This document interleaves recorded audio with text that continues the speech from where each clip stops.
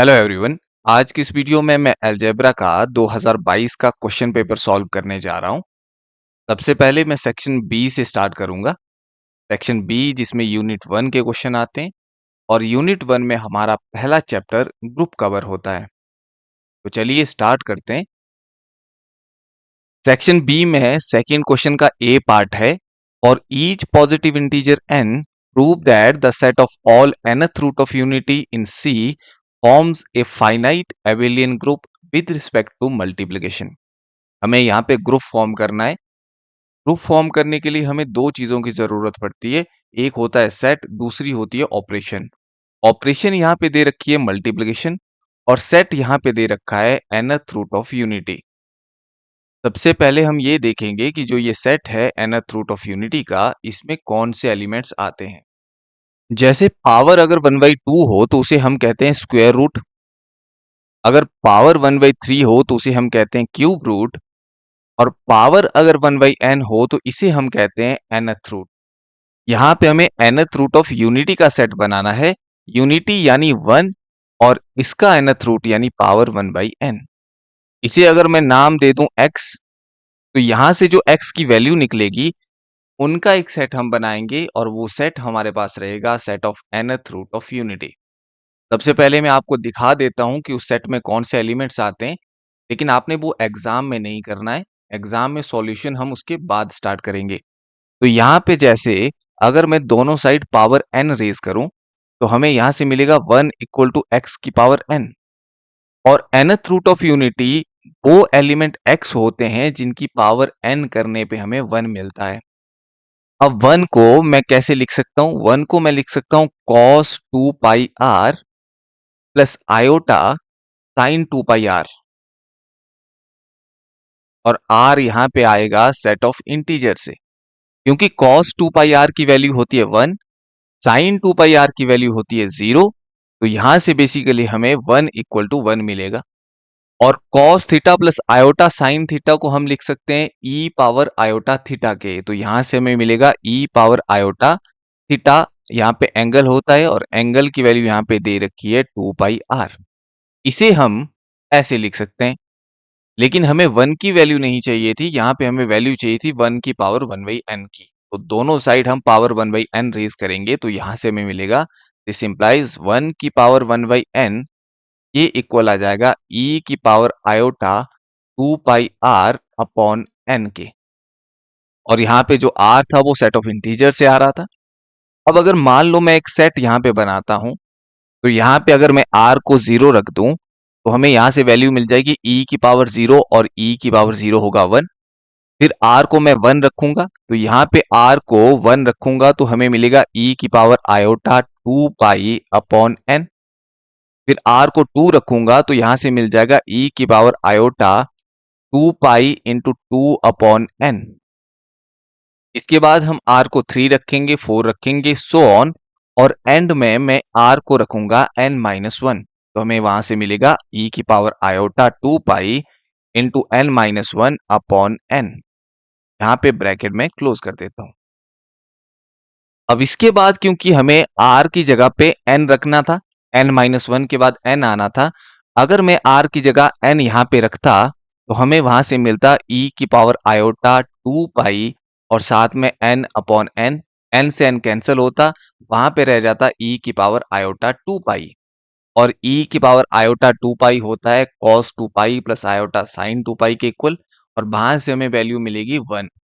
यानी उसके बाद ये वैल्यूज रिपीट होना स्टार्ट कर देगी।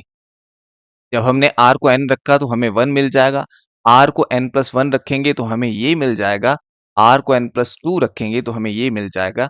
यानी वैल्यूज रिपीट होना स्टार्ट कर देगी। अब जब हम सेट बनाते हैं तो सेट में हम रिपीटेड वैल्यू नहीं लिखते हैं, इसीलिए इस सेट में सिर्फ यही एलिमेंट्स आएंगे और ये हमारा होगा set of nth root of unity. अब इसका सॉल्यूशन स्टार्ट कर देते हैं। तो यहां से आगे आपने स्टार्ट करना है सॉल्यूशन। लेट इस सेट को नाम देते हैं G, हैविंग एलिमेंट्स 1 e की power iota 2 pi upon n, e की power iota 2 pi into 2 upon n, so on e की power iota 2 pi into n minus 1 upon n be the set of nth root of unity.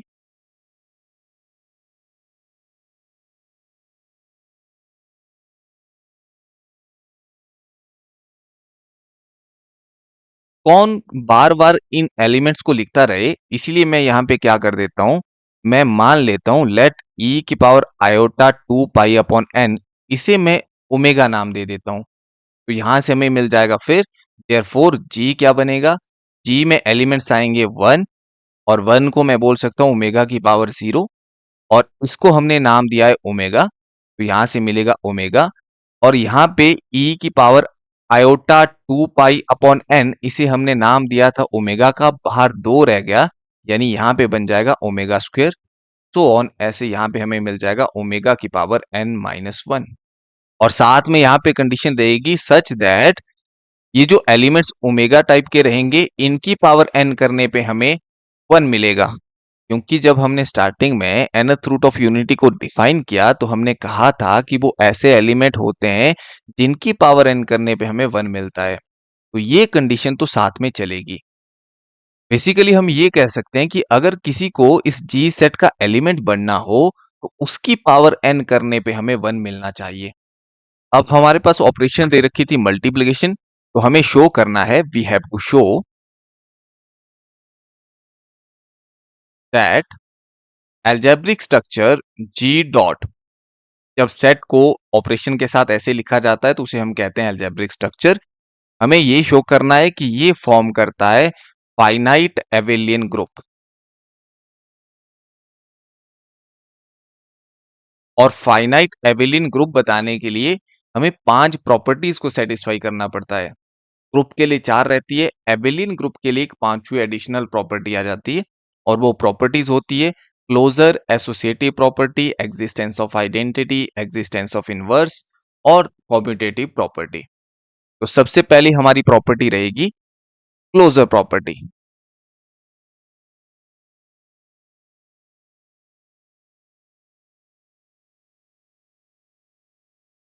Closure property होती क्या है, मान लो ए और B जी के elements हैं और हमने इनको ऑपरेट किया, ऑपरेशन हमारे पास स्टार थी, ऑपरेट करने के बाद जो आंसर आया वो भी जी सेट का एलिमेंट बना। यानी जी के सभी एलिमेंट को जब हम ऑपरेट करेंगे तो जो एलिमेंट्स बनेगा वो भी जी सेट का ही एलिमेंट बनना चाहिए।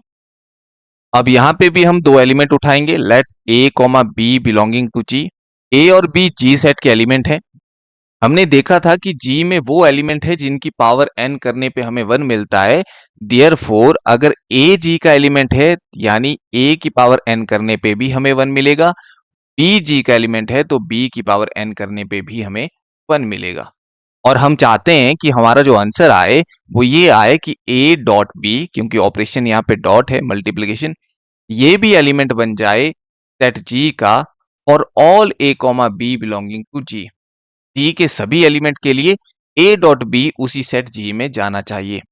तो अब a dot B set G में कब जाएगा, सेट जी में जाने की कंडीशन है कि उस एलिमेंट की पावर n करने पे हमें 1 मिलना चाहिए। तो अगर a डॉट बी की पावर n करने पे हमें 1 मिला तो फिर ये जी सेट में जाएगा। तो यहां पे नाउ हम क्या करेंगे, a डॉट बी की पावर n करेंगे, हम देखेंगे कि 1 मिल रहा है या नहीं मिल रहा है। तो यहां से हमें मिल जाएगा a की पावर n डॉट b की पावर n, और a की पावर n 1 के इक्वल है, b की पावर n भी 1 के इक्वल है, तो यहां से हमें 1 मिला। तो दिस इंप्लाइज हम ये बोल सकते हैं कि a डॉट b फिर g सेट का एलिमेंट बन गया, क्योंकि a डॉट b की पावर n करने पे हमें 1 मिल गया। यानी क्लोजर प्रॉपर्टी हमारी सेटिस्फाई हो गई, तो आप लिख सकते हैं set g is closed under multiplication. अब नेक्स्ट चलते हैं, सेकंड प्रॉपर्टी हमारी होती है associative property. Associative property, associativity, इसके लिए हमें 3 एलिमेंट्स की जरूरत पड़ती है, लेट ओमेगा की पावर r, ओमेगा की पावर s, ओमेगा की power t belonging to set g। Set g के 3 एलिमेंट्स हमने लिए। अब क्योंकि सेट g में पावर टाइप के एलिमेंट थे अब ये जो पावर थी यहाँ पे आर एस और टी, क्योंकि सेट जी में एलिमेंट थे ओमेगा की पावर 0 से लेकर ओमेगा की पावर n-1 तक, तो ये पावर की वैल्यू यहाँ पे मैक्सिमम हो सकती है n-1 और मिनिमम हो सकती है 0, ये साथ में रहेगी। अब एसोसिएटिव प्रॉपर्टी के लिए हमें क्या करना होता है, इन तीन एलिमेंट को हम ऑपरेट करते हैं, यानी ओमेगा की पावर आर डॉट ओमेगा की पावर एस डॉट ओमेगा की पावर टी। अब तीन एलिमेंट्स को ऑपरेट करते टाइम हमारे पास चॉइस है, हम चाहें तो पहले इन दोनों को ऑपरेट कर सकते हैं, जो आंसर आएगा उसे फिर इसके साथ ऑपरेट कर सकते हैं, या फिर लास्ट वाले दो को पहले ऑपरेट कर सकते हैं। यानी एक बार ब्रैकेट हम यहां पे लगाएंगे और एक बार ब्रैकेट लास्ट वाले दो में लगाएंगे। अगर ब्रैकेट चेंज करने से आंसर में चेंज नहीं आएगा, तब हम कहेंगे कि ये एलिमेंट्स एसोसिएटिव प्रॉपर्टी को सेटिस्फाई करते हैं। तो पहले इसे सॉल्व कर लेते हैं। यहां से हमें मिल जाएगा, क्योंकि ब्रैकेट वाला सॉल्व करना है, बेस सेम है, पावर ऐड हो जाएगी, आर प्लस एस आ जाएगा और ओमेगा की पावर टी साथ में। अब यहाँ पे बेस सेम है तो पावर ऐड हो जाएगी, तो r plus s plus t हो जाएगा। अल्सो अब एक बार ओमेगा की पावर आर, ओमेगा की पावर एस, ओमेगा की पावर टी, इसे हम सॉल्व करेंगे और ब्रैकेट यहाँ पे लगाएंगे और यहां से हमें मिलेगा ओमेगा की पावर आर से ऑपरेट करेंगे तो यहां से मिल जाएगा एस प्लस टी पावर। अब इन दोनों को ऑपरेट करेंगे तो हमें मिल जाएगा ओमेगा की power r plus s plus t.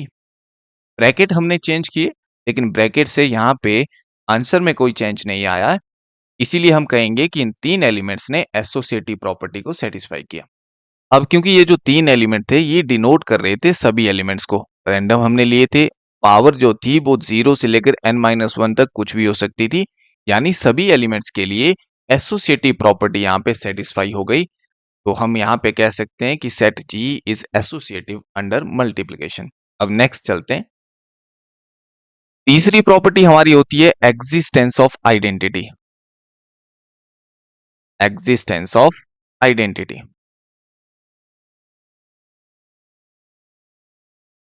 अब अगर मान लो मैं आपको कहूं कि ओमेगा की पावर 2 है, इसे मैं किसके साथ मल्टीप्लाई करूं ताकि ओमेगा की पावर 2 ही आए, तो आपका आंसर होगा 1 के साथ। यानी जब हम ओमेगा स्क्वायर को 1 के साथ मल्टीप्लाई करेंगे तो हमें ओमेगा स्क्वायर ही मिलेगा। ओमेगा स्क्वायर की आइडेंटिटी चेंज नहीं हुई, ओमेगा स्क्वायर था, ओमेगा स्क्वायर ही रहा। ऐसा एलिमेंट जो दूसरे एलिमेंट की आइडेंटिटी को चेंज नहीं करता है उसको हम कहते हैं आइडेंटिटी एलिमेंट। तो यहाँ पे इस केस में 1 हमारा आइडेंटिटी एलिमेंट रहेगा और ये 1 सेट जी का एलिमेंट भी है। यहाँ पे हम क्या लिखेंगे, फॉर ऑल ओमेगा की पावर आर बिलोंगिंग टू जी, और यहाँ पे जो पावर आर है इसकी वैल्यू रहेगी 0 से लेकर n-1 तक। इस तरह के जितने भी एलिमेंट होंगे जी में, उनके लिए वहां पे एग्जिस्ट करेगा, देयर एग्जिस्ट 1, जिसको हम ओमेगा की पावर 0 भी बोलते हैं, ये belonging to G, such that होगा क्या, जब हम ओमेगा की पावर आर को मल्टीप्लाई करेंगे 1 के साथ तो हमें ओमेगा की पावर आर ही मिलेगा। यानी इसकी आइडेंटिटी चेंज नहीं हुई, ओमेगा की पावर आर था, ओमेगा की पावर आर ही मिला। आइडेंटिटी चेंज किसकी वजह से नहीं हुई, 1 के साथ ऑपरेट होने की वजह से, यानी 1 हमारा आइडेंटिटी एलिमेंट होगा। देयरफॉर 1, जिसको हम ओमेगा की पावर 0 भी बोल सकते हैं, belonging to G is the identity element, ये हमारा आइडेंटिटी एलिमेंट होगा। अब इसके बाद नेक्स्ट फोर्थ प्रॉपर्टी है existence of inverse. Existence of inverse.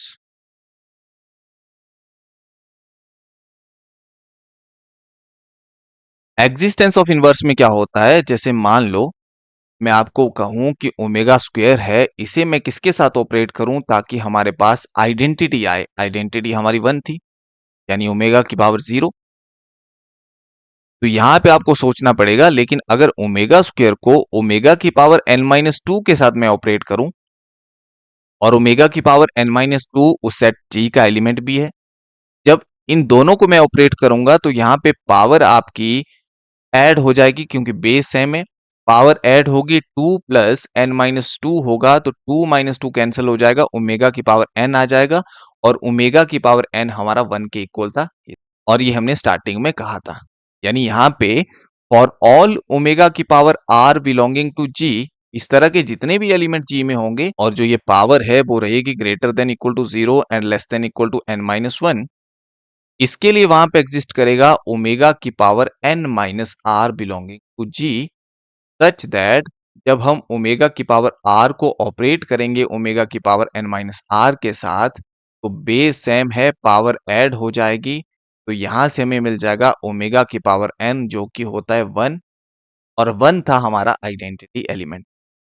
इसको इसके साथ ऑपरेट करने पे आइडेंटिटी मिला, यानी इसका इनवर्स ये होगा, तो इसके आगे हम क्या लिखेंगे, देयरफॉर ओमेगा की power n-r is the inverse of omega की पावर r। यहां पे इनवर्स भी एग्जिस्ट हो जाएगा। चार प्रॉपर्टी सेटिस्फाई हो गई, तो हम कह सकते हैं कि जो सेट जी है वो ग्रुप बना रहा है मल्टीप्लिकेशन के रिस्पेक्ट में।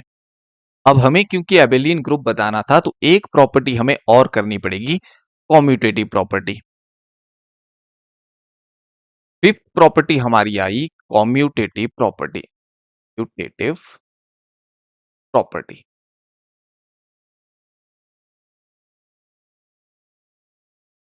कॉम्यूटेटिव प्रॉपर्टी में क्या होता है कि ए स्टार बी ये मिलना चाहिए बी स्टार ए के इक्वल फॉर ऑल एलिमेंट। तो यहां पे हम क्या करेंगे, फॉर ऑल दो एलिमेंट हम उठाएंगे, ओमेगा की पावर आर, ओमेगा की पावर एस बिलोंगिंग टू जी। यहां पे आर और एस जो पावर थी इनकी वैल्यू रहेगी n-1 से लेस और इक्वल, ग्रेटर देन और इक्वल टू 0। ओमेगा की पावर आर और ओमेगा की पावर एस को हम ऑपरेट करेंगे, तो हमें यहां से मिल जाएगा ओमेगा की पावर आर प्लस एस, और आर प्लस एस को मैं लिख सकता हूं एस प्लस आर, और इनको अगर सेपरेट करूंगा तो यहां से ओमेगा की पावर एस डॉट ओमेगा की पावर आर आ जाएगा, क्योंकि बेस सेम है तो पावर ऐड होगी, वही हमारे पास आ जाएगा। तो यहां पे हमें क्या मिला, ओमेगा की पावर आर डॉट ओमेगा की पावर एस ओमेगा की पावर एस डॉट ओमेगा की पावर आर के इक्वल हो गया, यानी ये वाली प्रॉपर्टी सेटिस्फाई हो गई। और ऐसा हो रहा है सभी एलिमेंट, और ये लिखना बहुत जरूरी है, फॉर ऑल, चाहे वो क्लोजर प्रॉपर्टी हो, चाहे एसोसिएटिव हो, चाहे एग्जिस्टेंस ऑफ आइडेंटिटी हो, ये लैंग्वेज का तरीका आपका यही रहना चाहिए कि फॉर ऑल ओमेगा की पावर आर कॉमा ओमेगा की पावर एस बिलोंगिंग टू जी, वहां पे ये इसके इक्वल हो गया, यानी कॉम्यूटेटिव प्रॉपर्टी हमारी होल्ड कर गई। यानी यहां से हमारा जो ग्रुप है वो एबिलियन ग्रुप बन गया। साथ में पूछा था फाइनाइट एबिलियन ग्रुप, तो आपने लिखना क्या है एंड में, as set G have finite elements,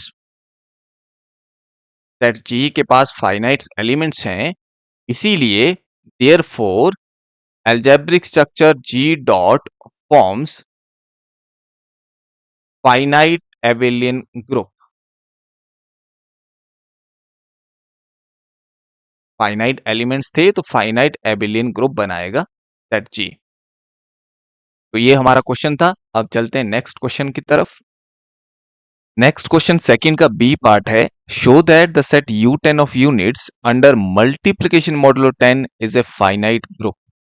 यहां पे भी हमें ग्रुप प्रूव करना है, यानी चार प्रॉपर्टी सेटिस्फाई करनी पड़ेगी, और यहां पे ऑपरेशन दे रखी है मल्टीप्लिकेशन मॉडुलो 10 और सेट दे रखा है U10, सेट ऑफ यूनिट्स। तो सबसे पहले हम देखेंगे कि जो ये सेट ऑफ यूनिट्स है U10, इसमें किस तरह के एलिमेंट्स आते हैं। Solution,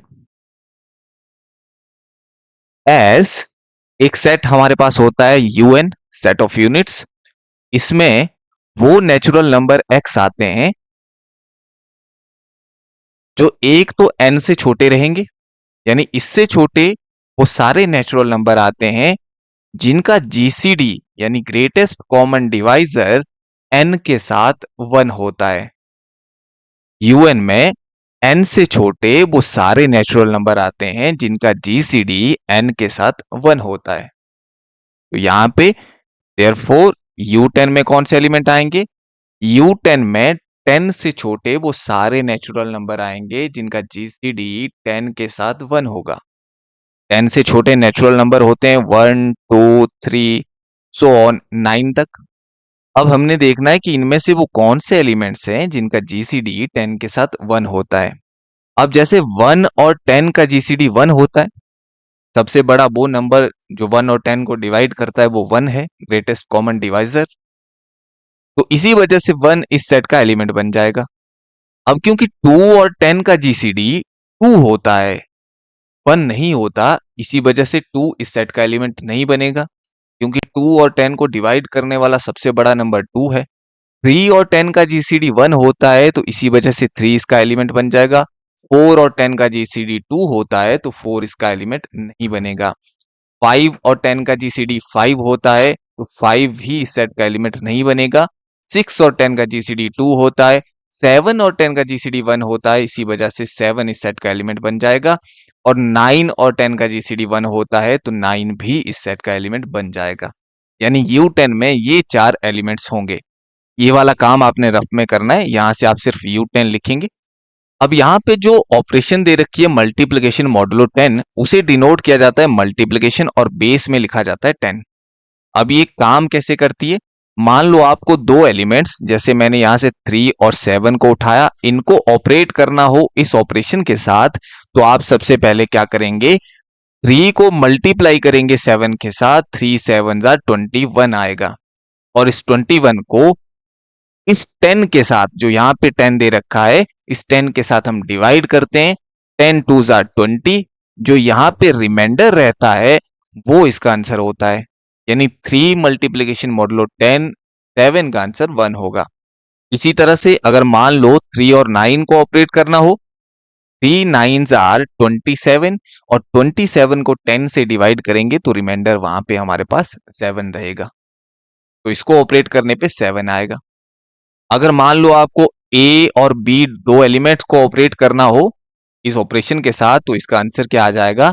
non negative remainder when a into b is divided by 10। यानी जब हम a इंटू बी को 10 से डिवाइड करेंगे तो जो नॉन नेगेटिव रिमाइंडर हमारे पास आएगा वो इसका आंसर होगा। तो अब हमने देख लिया कि सेट में कौन से एलिमेंट्स आते हैं, ऑपरेशन कैसे काम करती है, और आपने सॉल्यूशन में क्या लिखना है? एक आप UN लिखेंगे, फिर डायरेक्टली आप U10 लिखेंगे, और इसके बाद आप लिखेंगे वी हैव टू शो, हमें शो करना है अलजेब्रिक स्ट्रक्चर। यहां पे सेट हमारे पास था U10 और ऑपरेशन है मल्टीप्लिकेशन मॉडुलो 10। ये फॉर्म करता है, फॉर्म्स अ फाइनाइट ग्रुप। तो उसके लिए सबसे पहले पहली property closure property.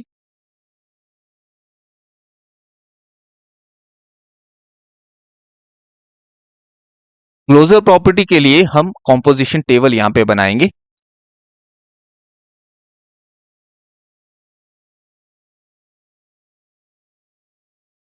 Composition table के लिए ऐसे हम लाइंस ड्रॉ करते हैं। यहां पे हम लिखते हैं ऑपरेशन, यहां पे लिखेंगे एलिमेंट्स 1 3 7 9, और यहां पे भी एलिमेंट्स 1 3 7 9। 1 और 1 को ऑपरेट करेंगे तो 1 मल्टीप्लिकेशन मॉडुलो 10 1, 1 इंटू 1 1 आ जाएगा, 10 से डिवाइड करेंगे रिमाइंडर भी 1 रहेगा। 1 और 3 को ऑपरेट करेंगे तो 1 इंटू 3 3 आ जाएगा, और 10 से डिवाइड करेंगे रिमाइंडर 3 ही रहेगा। 1 इंटू 7 को ऑपरेट करने पे 7 मिलेगा, 1 इंटू 9 को ऑपरेट करने पे 9 मिलेगा, 3 इंटू 1 को ऑपरेट करने पे 3 मिलेगा। 3 3 जा 9 होता है, तो यहाँ पे रिमाइंडर 9 रहेगा। 3 7 जा 21 होता है, 10 से डिवाइड करेंगे रिमाइंडर हमें 1 मिलेगा। 3 और 9 को ऑपरेट करेंगे तो 3 मल्टीप्लिकेशन मॉडुलो 10 9, 3 9 जा 27 होता है, 10 से डिवाइड करेंगे रिमाइंडर 7 मिलेगा। 7 और 1 को ऑपरेट करने पे 7 7 3 जा 21 यानी रिमाइंडर 1, 7 7 जा 49 यानी रिमाइंडर 9, 7 9 जा 63 यानी रिमाइंडर 3, 9 1 जा 9, 9 3 जा 27 यानी रिमाइंडर 7, 9 7 जा 63 यानी रिमाइंडर 3, 9 9 जा 81 यानी रिमाइंडर 1। ये हमारा कॉम्पोजिशन टेबल है। अब आप कॉम्पोजिशन टेबल में देख रहे हैं कि जितने भी एलिमेंट्स हमें मिले ऑपरेशन लगाने के बाद, वो सारे के सारे एलिमेंट उसी सेट U10 के एलिमेंट से, ऐसा एक भी एलिमेंट नहीं है जो सेट के बाहर गया हो। और यही हमारी क्लोजर प्रॉपर्टी होती है। तो हम यहां से लिख सकते हैं, it is clear from the composition table that, it is clear from composition table that A multiplication modulo 10b, कोई भी दो एलिमेंट ए बी लो, उनको ऑपरेट करो, वो भी कहां जा रहा है, U10 में ही जा रहा है, for all a comma B belonging to U10। तो यहां से हम कह सकते हैं कि सेट U10 क्लोज्ड हो गया अंडर मल्टीप्लिकेशन मॉडुलो 10। अब चलते हैं सेकंड प्रॉपर्टी की तरफ। सेकंड प्रॉपर्टी हमारे पास आती है एसोसिएटिव प्रॉपर्टी। एसोसिएटिव प्रॉपर्टी जो कि ब्रैकेट से रिलेटेड है, तो इसके लिए हम क्या करेंगे, यहां पे हम लिखेंगे for all a comma b comma c belonging to U10। यहाँ पे क्या होगा, जब हम इन तीन एलिमेंट्स को ऑपरेट करेंगे, ऑपरेशन मल्टीप्लिकेशन मॉडुलो 10 है, बी मल्टीप्लिकेशन मॉडुलो 10c, यहाँ पे ब्रैकेट लगाएंगे। अब इसका आंसर क्या आएगा, हम क्या करेंगे, ए बी और सी को मल्टीप्लाई करेंगे, उसमें भी क्योंकि ब्रैकेट यहाँ पे ए बी को पहले मल्टीप्लाई करेंगे, सी को बाद में, फिर जो मल्टीप्लिकेशन करके आएगा उसे 10 से डिवाइड कर देंगे और जो रिमाइंडर रहेगा वो इसका आंसर होगा। यानी यहां से हम लिख सकते हैं कि यहां से हमें मिलेगा non negative remainder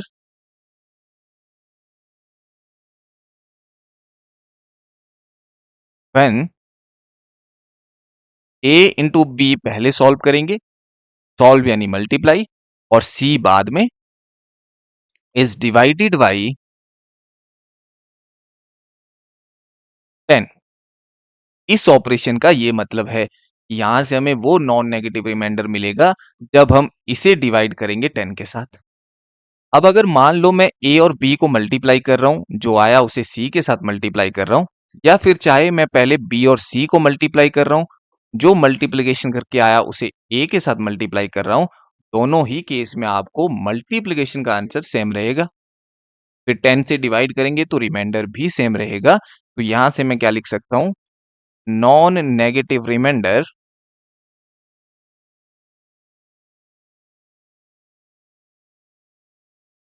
when a into b into c, bracket b और सी में, इज डिवाइडेड बाई 10। दोनों केस में हमें सेम आंसर मिल जाएगा। और यहां मैं इसे लिख सकता हूं, अगर इसे ऑपरेशन की फॉर्म में लिखना हो तो यहां कैसे लिखेंगे, ए मल्टीप्लिकेशन मॉडुलो 10, ब्रैकेट यहां पे बी मल्टीप्लिकेशन मॉडुलो 10 सी। यानी यहां पे हुआ क्या, हमने ब्रैकेट चेंज कर लिया और आंसर जो है ऑपरेशन का वो सेम आया, तो बीच में इक्वल है, और ऐसा हो रहा है सभी एलिमेंट्स के लिए, यानी एसोसिएटिव प्रॉपर्टी हमारी सेटिस्फाई हो गई। अब चलते हैं नेक्स्ट थर्ड प्रॉपर्टी की तरफ। थर्ड प्रॉपर्टी हमारी होती है एग्जिस्टेंस ऑफ आइडेंटिटी।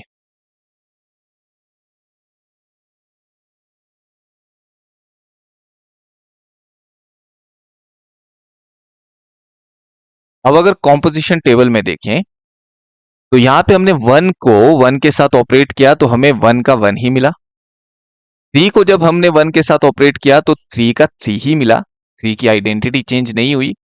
सेवन को जब हमने वन के साथ ऑपरेट किया तो सेवन का सेवन ही मिला। नाइन को जब हमने वन के साथ ऑपरेट किया तो नाइन का नाइन ही मिला। यानी वन यहाँ पे आइडेंटिटी एलिमेंट होगा, क्योंकि ये एलिमेंट्स की आइडेंटिटी को चेंज नहीं कर रहा है। तो यहाँ पे हम क्या लिखेंगे,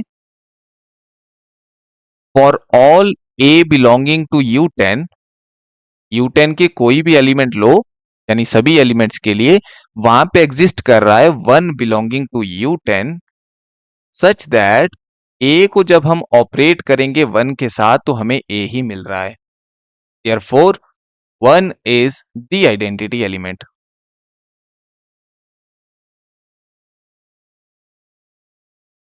अब इसके बाद नेक्स्ट करते हैं existence of inverse. Property number 4, existence of inverse.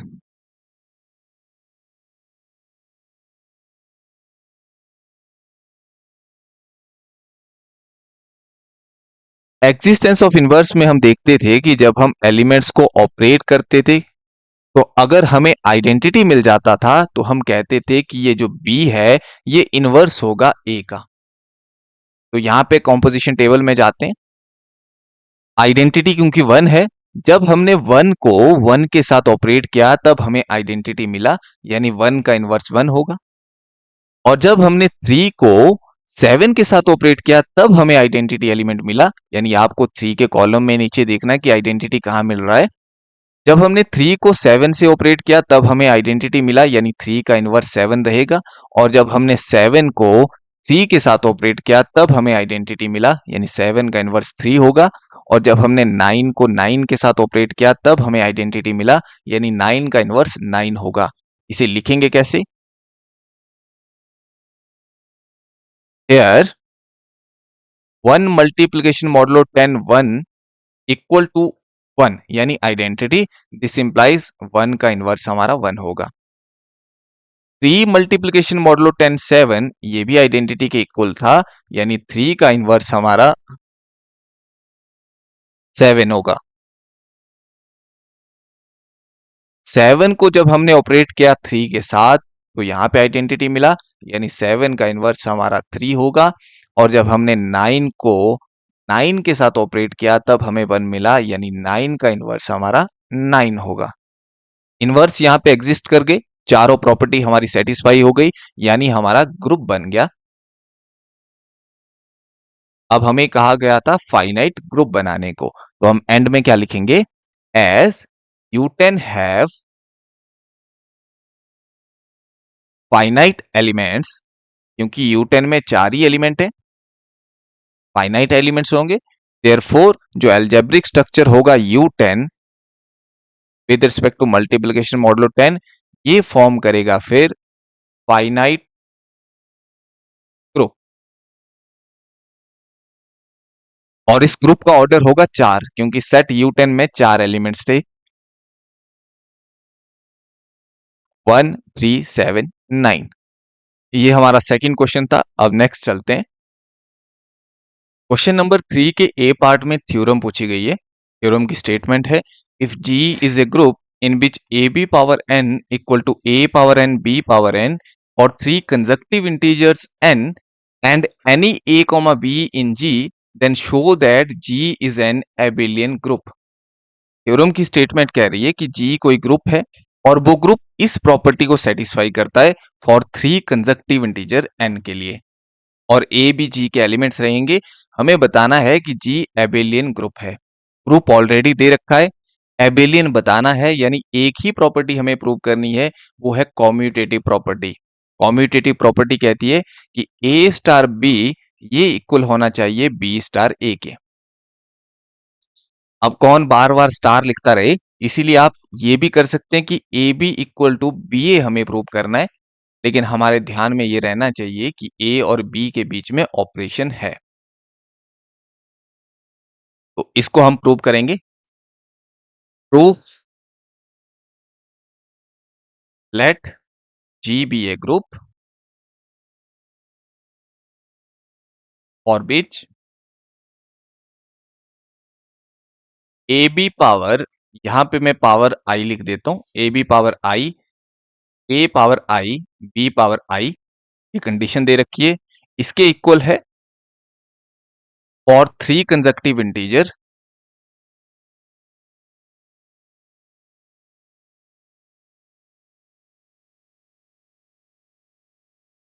पहला इंटीजर मैं ले रहा हूं n, अगर 3 लगातार इंटीजर है तो दूसरा इंटीजर फिर n+1 होगा और तीसरा कंसेक्यूटिव इंटीजर फिर n+2 होगा। एंड फॉर ऑल a कॉमा b बिलोंगिंग टू G, यानी G के सभी एलिमेंट्स के लिए ये कंडीशन सेटिस्फाई होती है।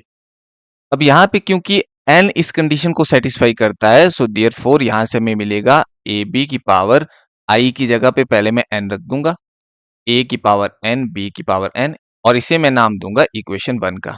अब n+1 के लिए भी ये सेटिस्फाई है, तो यहाँ पे हम रख देंगे ए बी की पावर n+1, ये इक्वल हो जाएगा a की पावर n+1 b की पावर n+1 के। इसे हम नाम देंगे इक्वेशन 2। n+2 भी इस कंडीशन को सेटिस्फाई करता है, तो यहाँ पे ए बी की पावर n+2, a की पावर n+2, b की पावर n+2 इसके इक्वल आ जाएगा। इसे हम नाम देंगे इक्वेशन 3। अब यहां पे आपने क्या करना है, सबसे पहले ये वाली इक्वेशन उठानी है, थर्ड वाली। नाउ ए बी की पावर n+2 ये इक्वल है a की पावर n प्लस 2 b की पावर n प्लस 2 के।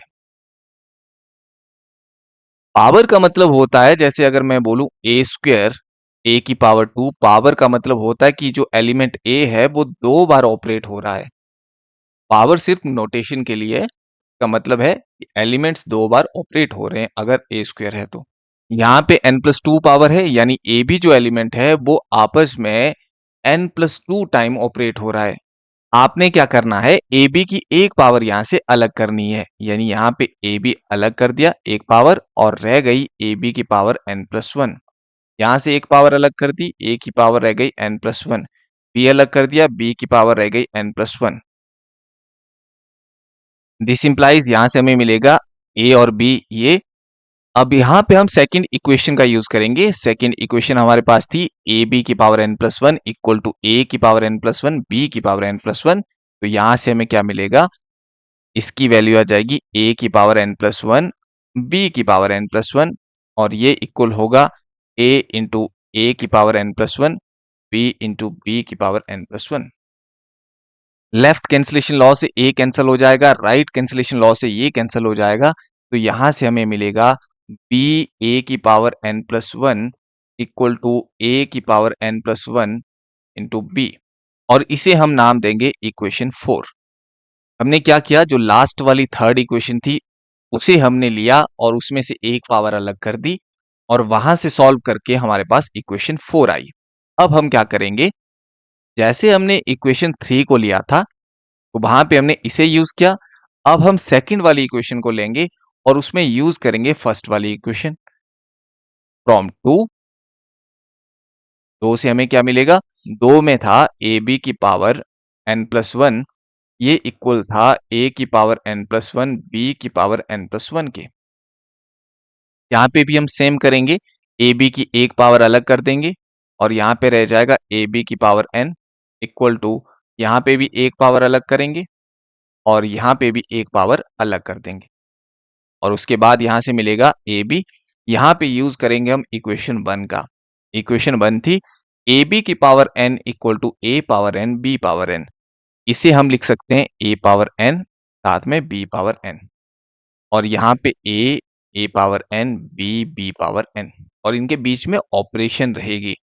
अब यहाँ पे लेफ्ट कैंसिलेशन लॉ से ए कैंसिल हो जाएगा, राइट कैंसिलेशन लॉ से ये कैंसिल हो जाएगा, तो हमें यहाँ से मिलेगा दिस इंप्लाइज बी ए की power n equal to a की power n B.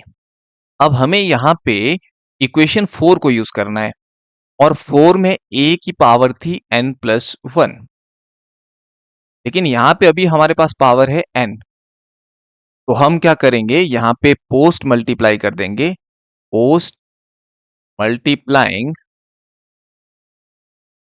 By a।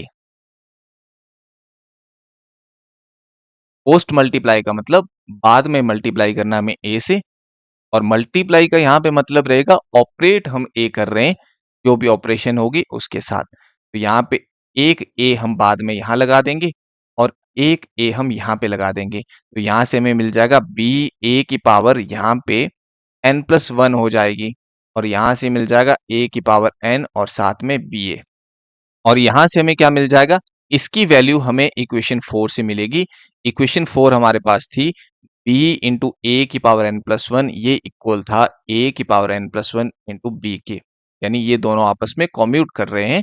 तो यहाँ पे हम क्या कर देंगे, इसकी जगह पे लिख देंगे a की power n plus 1 to b, और यहाँ पे a की पावर n, और यहाँ पे आप लिख सकते हैं बिकॉज ऑफ 4।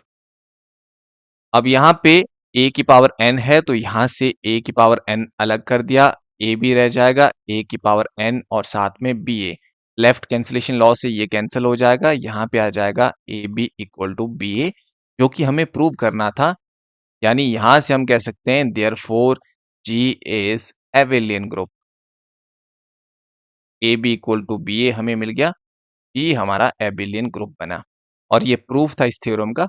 अब नेक्स्ट चलते हैं, क्वेश्चन नंबर 3 का बी पार्ट और इस यूनिट का लास्ट क्वेश्चन है।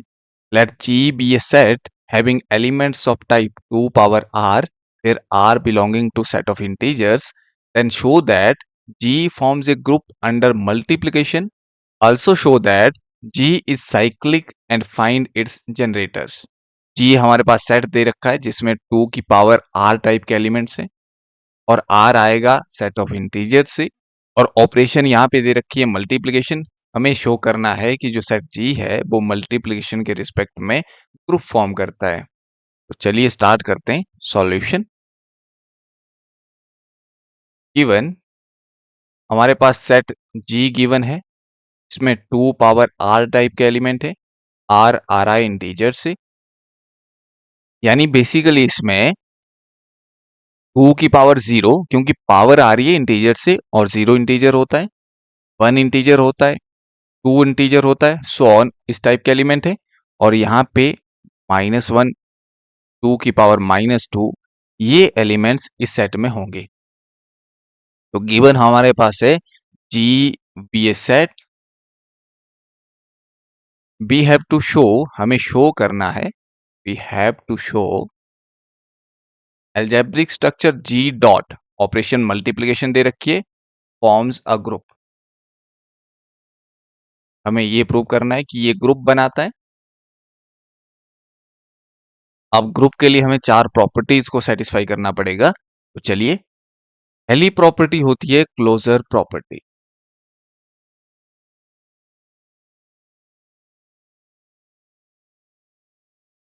मान लो हम दो एलिमेंट ले रहे हैं, let x, y belonging to set G। ये दो रैंडम एलिमेंट है, लेकिन सेट G में तो एलिमेंट्स 2 की पावर टाइप के थे, जहां पे पावर आपकी इंटीजर से आ रही थी। तो देयरफॉर अब क्योंकि x सेट G का एलिमेंट है तो x देखने में कैसा होगा, 2 की पावर टाइप का, और पावर को मैं ले रहा हूं R1। बाई G का एलिमेंट है तो बाई भी देखने में कैसा होगा, 2 की पावर टाइप का, ये मैं ले लेता हूं 2 की पावर R2। और ये जो पावर रहेगी R1 और R2 ये आएगी इंटीजर से। अब हम क्या करते हैं, x और y को ऑपरेट करेंगे। ऑपरेशन हमारे पास दे रखी है मल्टीप्लिकेशन, x की वैल्यू रख देंगे तो यहां से मिलेगा 2 की पावर R1 डॉट 2 की पावर R2 पे सेम है, पावर ऐड हो जाएगी, यहां से आ जाएगा R1 प्लस R। अब हम देखते हैं कि हमने जो दो एलिमेंट लिए थे उनको हमने ऑपरेट किया, ऑपरेट होने के बाद जो एलिमेंट आया क्या वो उसी सेट में जा रहा है या नहीं। तो ये एलिमेंट सेट G में कब जाएगा, अगर ये 2 की पावर टाइप का होगा, 2 की पावर टाइप का है और साथ में जो पावर है वो इंटीजर से आनी चाहिए। यहाँ पे R1 इंटीजर था, R2 इंटीजर था और दो इंटीजर को हम ऐड करेंगे तो हमारे पास इंटीजर ही आएगा, यानी ये वाला एलिमेंट हमारा सेट G में जा रहा है, बिकॉज यहाँ पे जो पावर R1 प्लस R2 है वो इंटीजर से आ रही है। Therefore x dot y belong कर गया सेट G को for all x y belonging to G। क्योंकि x y हमने रैंडम एलिमेंट लिए थे, यानी ये कोई भी एलिमेंट हो सकते हैं सेट G के, तो इसका मतलब ये हुआ कि ऐसा फिर यानी x डॉट बाई G में बिलोंग करेगा सभी एलिमेंट के लिए। ये लिखना बहुत इंपॉर्टेंट है। तो यहां से G क्लोज्ड हो जाएगा अंडर मल्टीप्लिकेशन। अब सेकंड प्रॉपर्टी करते हैं। सेकंड प्रॉपर्टी होती है एसोसिएटिव प्रॉपर्टी।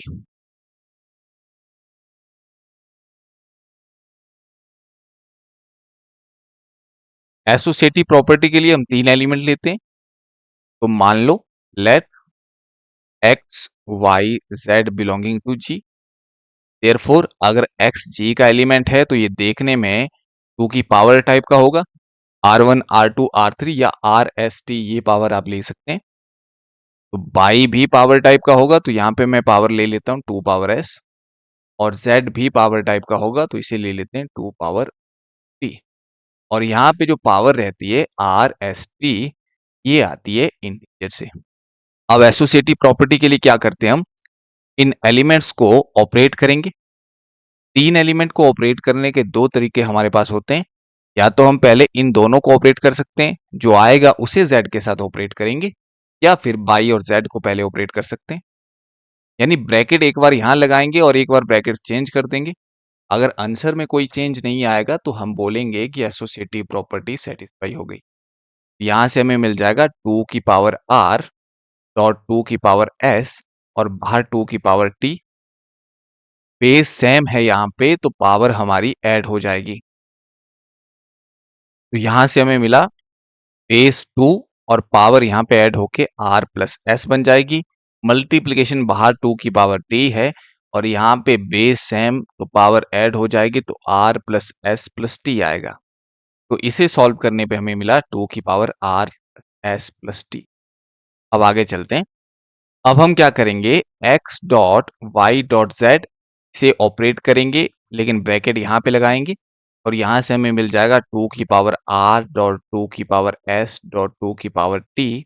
अब ब्रैकेट यहाँ लगाया है तो पहले इसे सॉल्व करना पड़ेगा, तो ये हो जाएगा 2 की पावर s प्लस टी और यहाँ से हमें मिलेगा 2 की power r plus s plus t.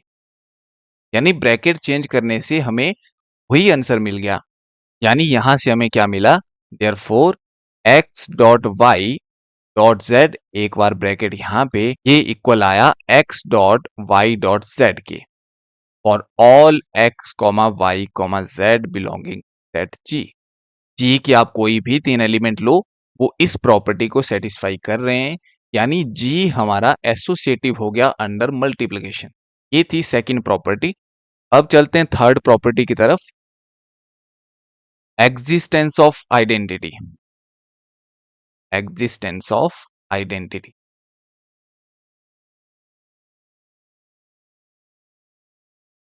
अब अगर मैं आपसे कहूं कि 2 की पावर 2 हमारे पास है, इसे मैं किसके साथ ऑपरेट करूं कि हमें आंसर भी 2 की पावर 2 ही मिले, यानी इसकी आइडेंटिटी चेंज नहीं होनी चाहिए, तो आपका आंसर होगा 1 के साथ। लेकिन 1 हमें देखना पड़ेगा क्या उस सेट का एलिमेंट है या नहीं, क्योंकि हमारे जी सेट में 2 की पावर टाइप के एलिमेंट थे, लेकिन वहां पे एक एलिमेंट था 2 की पावर 0 जो कि 1 होता है। 1 की नोटेशन यहाँ पे हमारे पास 2 की पावर 0 है।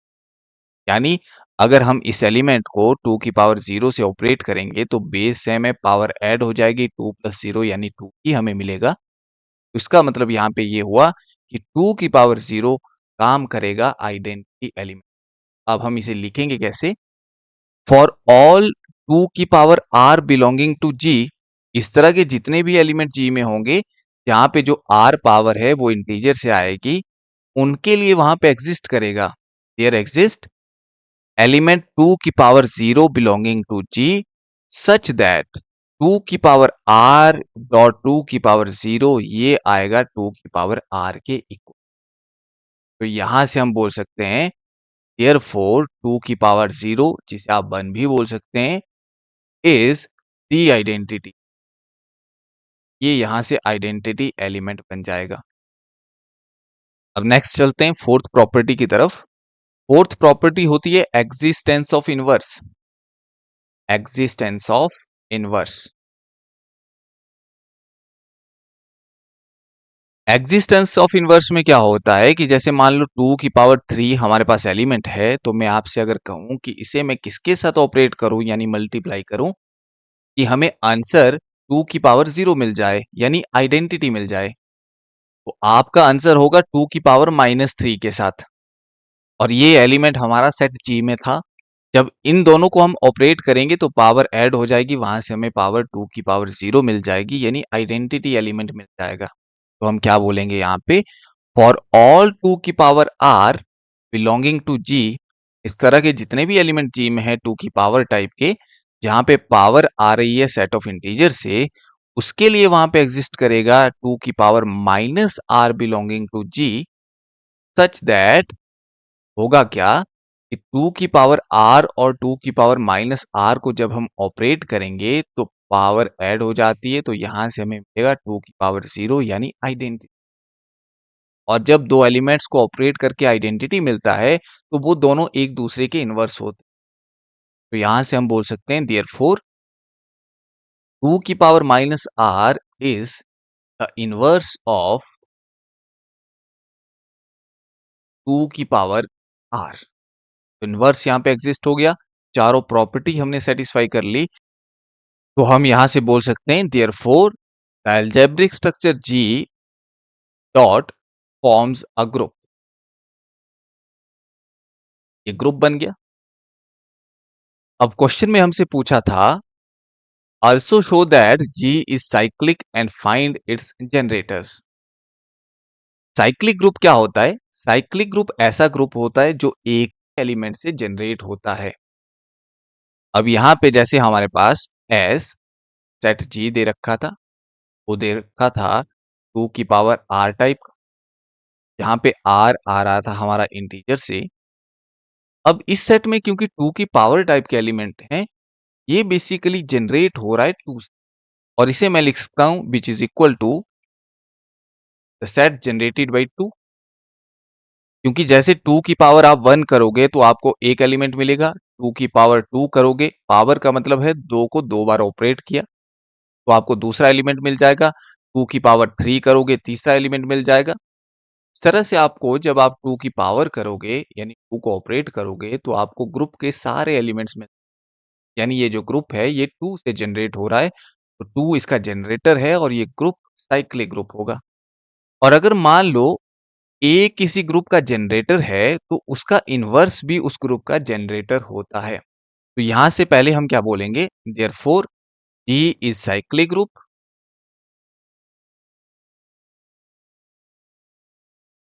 Generated by 2। अब मैंने कहा कि अगर 2 जनरेटर है तो इसका जो इनवर्स होगा वो भी जनरेटर होगा, और 2 का इनवर्स होगा यहाँ पे 2 की पावर -1, क्योंकि 2 की पावर 1 को हम किसके साथ ऑपरेट करें ताकि आइडेंटिटी 2 की पावर 0 आए, तो आपका आंसर होगा 2 की पावर -1 के साथ। तो इसका इनवर्स ये होगा। हमने यहाँ पे लिखना क्या है, as 2 power -1 is the inverse of